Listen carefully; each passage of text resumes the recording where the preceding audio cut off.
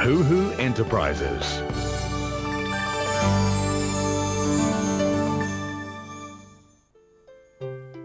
A Jan and Trevor Yaxley book, Buzz and Poppy and the Talent Quest.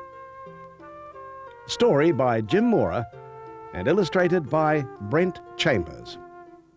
Told by Merv Smith. There's great excitement in the forest. A talent quest is going to be held, and both Buzz and Poppy are entering. Poppy is so good on the flute that she's sure she will win. But she has to learn all about overcoming disappointment when Crooner Cricket steps on stage. All over the forest, signs had been posted. It was very exciting. Forest Talent Quest. All acts welcome. Entry fees to Dot Ladybug. Buzz and Poppy Hoo Hoo rushed home to the giant family tree to tell their parents, Woody and Dolly. Poppy, you must play your flute, said Dolly. And how about you, Buzz? What can you do? I can juggle, replied Buzz. I've been practicing with walnuts. Look! Buzz's juggling was impressive, and of course, Poppy's flute playing was becoming quite famous. Remember, said Woody, it doesn't matter if you win or not. The important thing is to try your best. Have you both saved enough money for the entry fee? Buzz and Poppy checked their twiggy banks, little hollow branches full of coins.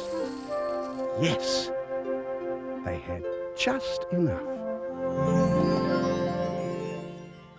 The next day at school, Susan Slater asked everyone who was entering the talent quest to put up their hands, and nearly everyone did. There would be lots of competition for Buzz and Poppy. Meanwhile, Woody and Dolly were out shopping. They stopped off at the beauty spot, the salon run by Dot Ladybug. Who's organising the talent quest? Woody asked Dot. I am, said Dot. I thought it high time the forest had some fun. The entry fees will go to set up a small scholarship for professional tuition for the winner. The Hoo Hoos agreed that was a good idea. Oh, I would love Poppy to win that, said Dolly. After school, most of the young insects rushed home to practice for the contest. Buzz and Poppy started to do the same, but then they saw their friend Tweedle sitting by himself, looking very glum. I can't enter the talent quest, said Tweedle. I'm not good at anything. I try, but I'm useless. Oh, Tweedle, that's not true, replied Poppy. Everyone has talent. The secret is to be yourself. You will always be good enough if you be yourself. Buzz and Poppy decided not to practice right away. They took Tweedle to buy him an ice cream, the sugar cone special with honey and walnuts on top. That night, over dinner, Buzz and Poppy told Dolly and Woody about Tweedle. Not everybody can hop up on a stage in front of others, said Woody. I'm glad you gave Tweedle the advice you did. Don't forget, if everyone were a performer, like you two, there'd never be anyone in the audience. As the night of the talent quest drew near, the Hoo-Hoo's neighbours polished up their acts. The Weevil children, Wesley, Whitney and Wink, had composed a song. We're Wink, Wesley and Whitney, Wesley, Whitney and Wink. There's not much that we like to do but play and eat and drink. They made a point of bursting into song whenever they saw Buzz and Poppy, which annoyed the Hoo-Hoos. Buzz and Poppy thought the song was silly. Don't be mean-spirited, said Dolly. Concentrate on your own goals. Poppy realized her mum was right. She would never win the scholarship if she let others distract her. Claire's aunt was rehearsing too.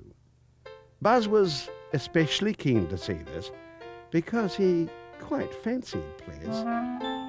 Poppy noticed Buzz blushing whenever Claire's waved her antennae at him.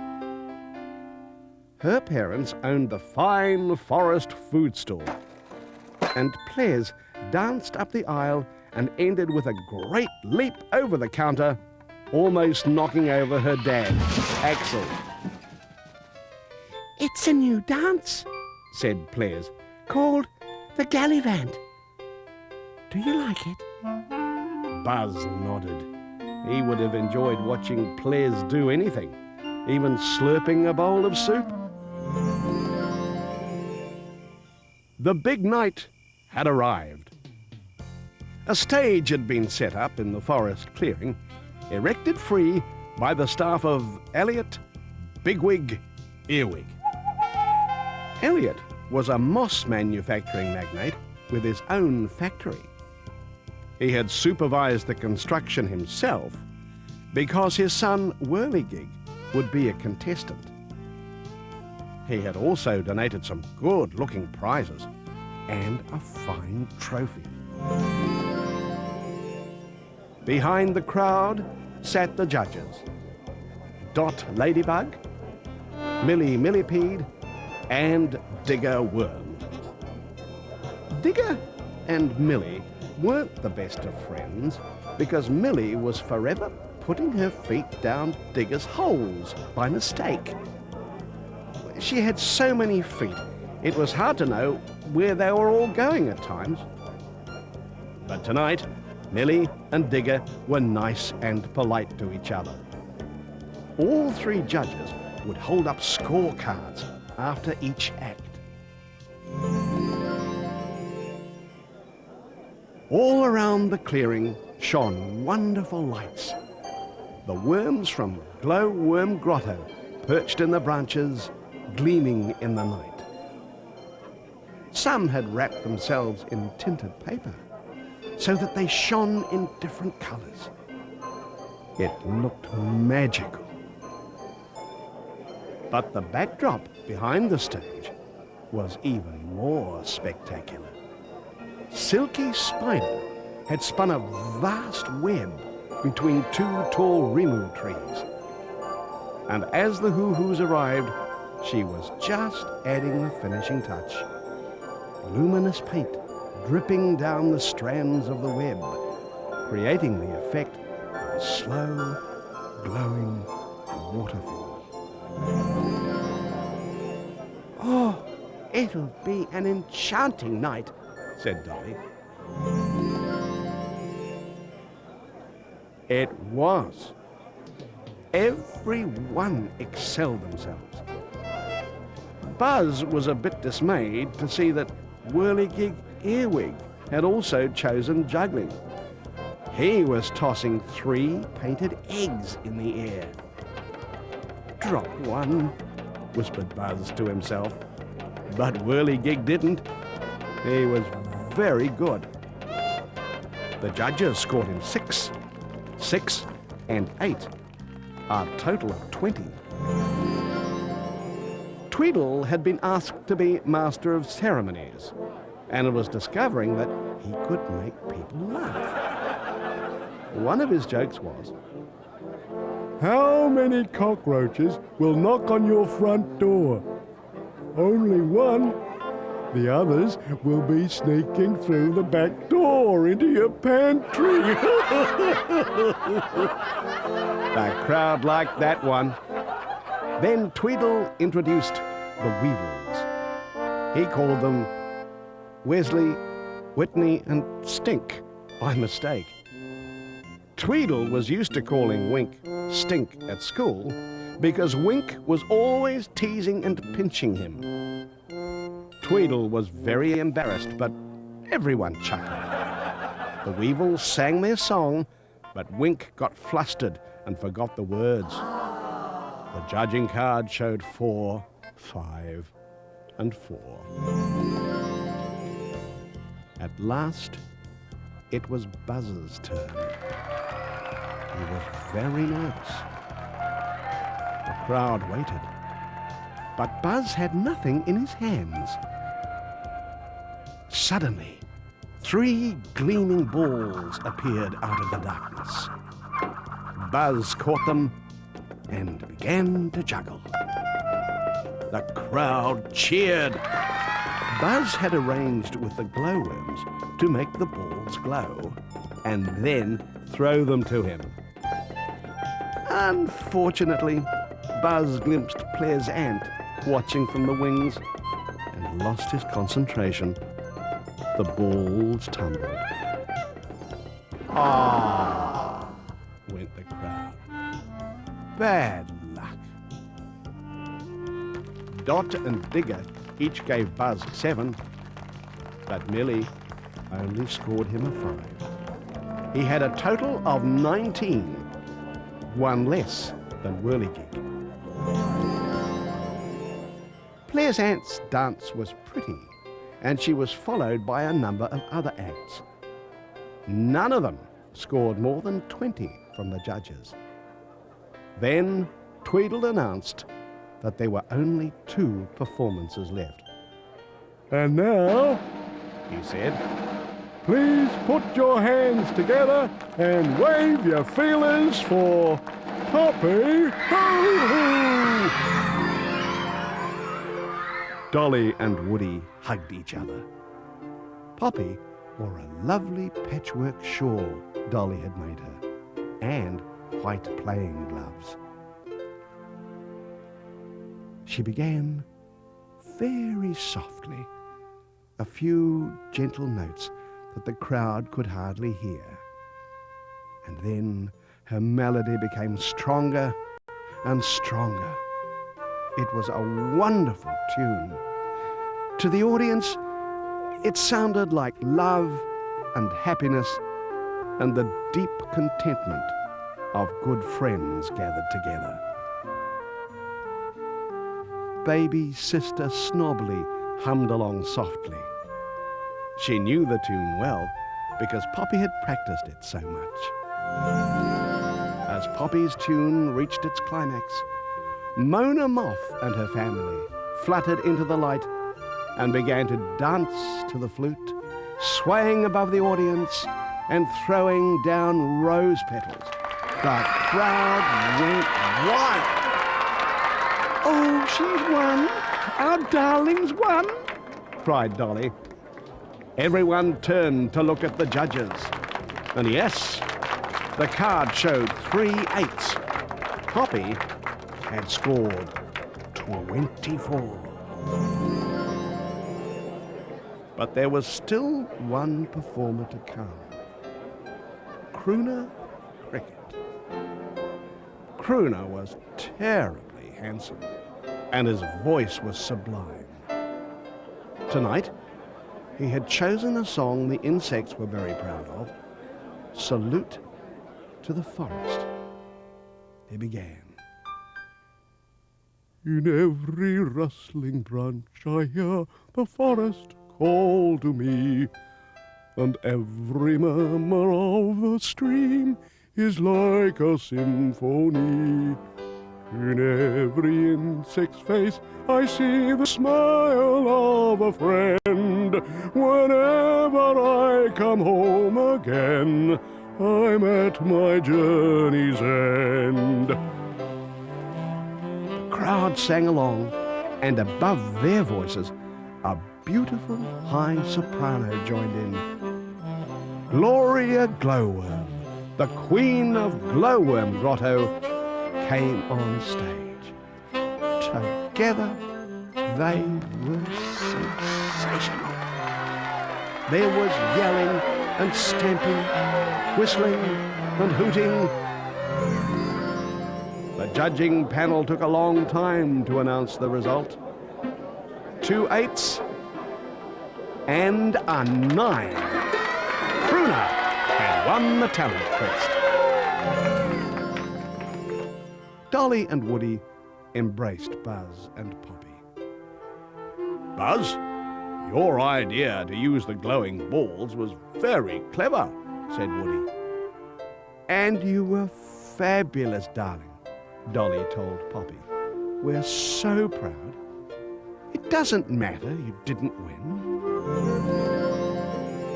Poppy excused herself and went behind a tree to have a little cry. She had wanted to win the scholarship so badly, and she had played really well. Woody and Dolly knew how she felt, but they also knew something Poppy didn't. Dolly had a quiet word with Gloria Glowworm. Gloria found Poppy.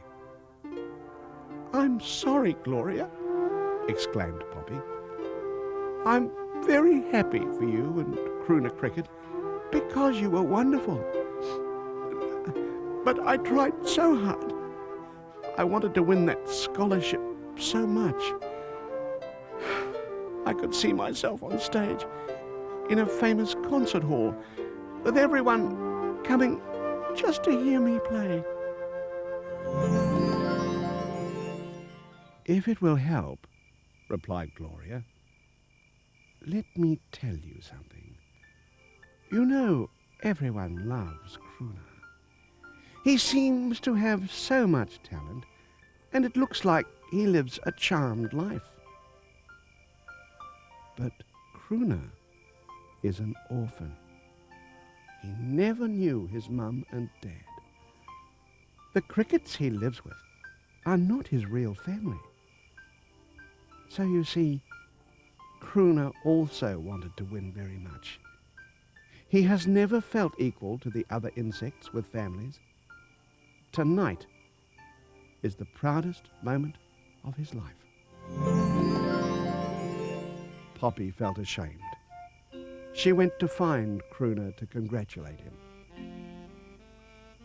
"To tell the truth," said Crooner, "I never thought I would beat you, Poppy. I have heard you play that flute when you didn't know I was there. I have seen the birds stop to listen to you. Oh, I'm so excited to have won. I could never afford to have professional training, and now I can. I've brought your second prize. You forgot to collect it." Crooner gave Poppy a voucher. On the front it read, "This voucher entitles the bearer to unlimited travel for 1 week with Millie Millipede." It was a good prize. Millie was very fast and could whiz Poppy and her friends all around the forest. And for a whole week, she and Buzz wouldn't have to walk to school. One morning, a long time later, the Hoo-Hoo family was having breakfast. Baby Snobbly flicked some porridge at Poppy, but she ducked, and it hit Hopscotch the flea. Hopscotch looked like a lump of porridge jumping up and down. Just then, there was a knock at the door. "Come in," said a surprised Woody. In walked Crooner Cricket. They hadn't seen him for months, since he had gone to have professional singing lessons. "Good morning, everyone," said Crooner. "I see you have a lump of porridge staying with you. Poppy, I have something for you." Crooner produced some sheet music and gave it to Poppy. "I have been hired to sing next month," he announced, "at the big concert hall in Birdland. I need an accompanist. Will you play the flute for me?" Poppy was overcome to be on a real concert stage, performing. "You see, darling," said Dolly, "dreams do come true, but sometimes in ways we don't expect." "Do you need a juggler too?" asked Buzz hopefully. The end.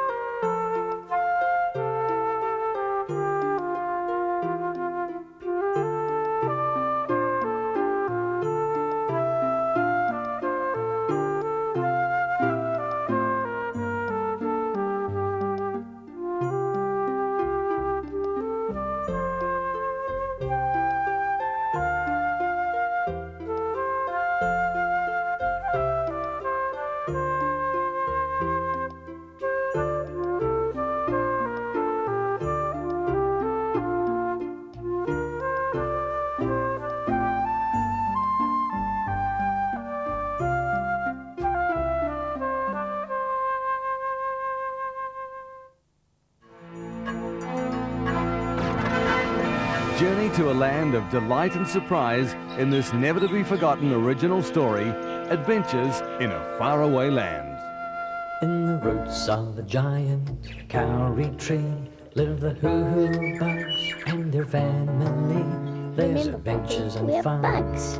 things to be done for Buzz and Poppy and you and me. With the hoo-hoos, Unforgettable characters, the hoo-hoos, contagious humour, with the hoo-hoo bugs, Buzz and Poppy and friends. Oh, just happened. But watch out from up in the air, and on that ground you've got to take care. Like the hoo-hoos, absolutely delightful, the hoo-hoos, action and excitement. with the hoo-hoo bugs, Buzz and Poppy, the hoo-hoo bugs, with Buzz and Poppy and friends. Touching the hearts of the whole family with memorable moments. Hoo-hoo bugs, with Buzz and Poppy and friends. Hoo Hoo Enterprises.